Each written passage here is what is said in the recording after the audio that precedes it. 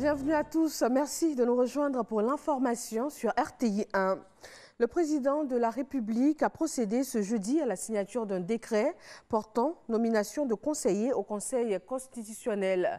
Nous écoutons à ce propos le secrétaire général de la présidence, Patrick Hachi. Communiqué de la présidence de la République. Le président de la République, son Excellence M. Alassane Ouattara, a procédé ce jeudi 18 juin 2020 à la signature d'un décret portant nomination de conseillers au Conseil constitutionnel. Ainsi, sont nommés conseillers au Conseil constitutionnel à compter du 1er septembre 2020 pour une durée de 6 ans. Madame Assata Koné, épouse Silué, enseignant-chercheur.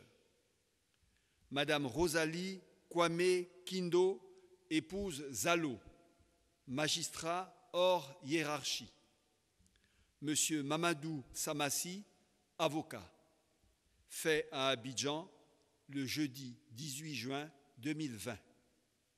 Et on poursuit avec un communiqué du gouvernement. Dans la nuit du 17 au 18 juin 2020, les fortes pluies qui se sont abattues sur la commune d'Anyama ont entraîné un glissement de terrain avec coulée de boue. Le bilan provisoire fait état de 13 personnes décédées, 3 blessés, dont 2 évacués à l'hôpital général d'Anyama et des personnes portées disparues. Les recherches se poursuivent. La voie ferrée est coupée au niveau du quartier Rail. D'importantes mesures ont été prises au profit des personnes sinistrées. Le gouvernement présente ses condoléances les plus attristées aux familles des victimes et souhaite un prompt rétablissement aux personnes blessées. Le gouvernement rappelle à toutes les populations l'urgence de quitter les zones identifiées à risque et inondables.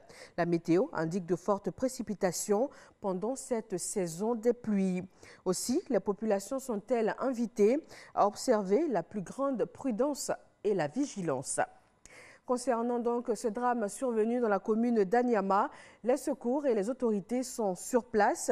Anyama, ils font un bilan partiel. Le préfet d'Abidjan, Vincent Tobi, et le ministre en charge de la sécurité, Vagondo Diomondé, dépêchés sur les lieux, ont pris des mesures d'urgence pour la prise en charge des victimes.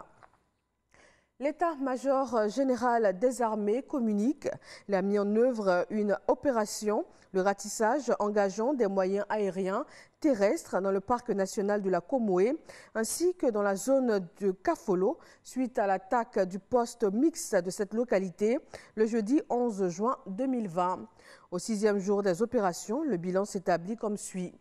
27 individus interpellés, du matériel logistique détruit, du matériel de communication saisi.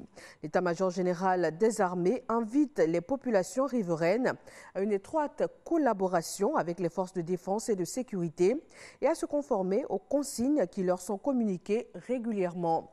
Le chef d'état-major général des armées, au nom des grands commandements, renouvelle ses sincères condoléances aux familles endeuillées et souhaite un prompt rétablissement aux blessés. Une cérémonie d'hommage sera organisée en l'honneur des victimes et cela dans le strict respect des mesures sanitaires en vigueur. Le soutien aux grandes entreprises impactées négativement par la Covid-19 est à sa 2e opération de remise de chèques. Les bénéficiaires, 16 sociétés, elles couvrent tous les secteurs d'activité. Les élus ont reçu au total 5 milliards de francs CFA avec à la clé le maintien de 5 000 emplois directs. Le ministre des Ressources animales et halieutiques a procédé hier mercredi au lancement de la campagne de vaccination obligatoire contre les maladies animales. Mahama Traoré. Pas encore de cas de Covid-19 détectés sur un animal en Côte d'Ivoire. Prudence tout de même, mais aussi prévention contre toute maladie animale. Le ministère des Ressources animales et halieutiques lance ainsi la campagne nationale de vaccination obligatoire. Et les vétérinaires privés ou publics d'ailleurs vont aller vers les différentes fermes et stations. Mais ce n'est pas seulement les stations de l'État.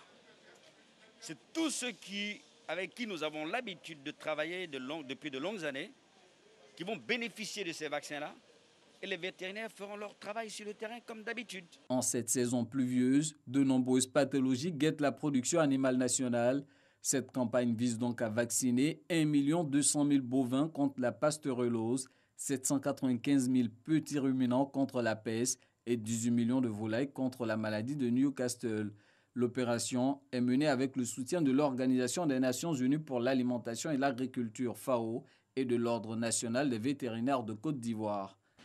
Toutes ces actions traduisent dans les besoins l'engagement de la FAO aux côtés du gouvernement ivoirien pour le contrôle et l'éradication des maladies animales et pour l'amélioration de la productivité et de la durabilité et de la résilience des exploitations agro-sylvopastorales et halieutiques. Pour mener à bien cette campagne de vaccination obligatoire contre les maladies animales, les directions régionales du ministère des Ressources animales et halieutiques ont été dotées en matériel roulant, didactique et sanitaire. Et voilà qui met fin à ce flash d'information. Merci de votre attention.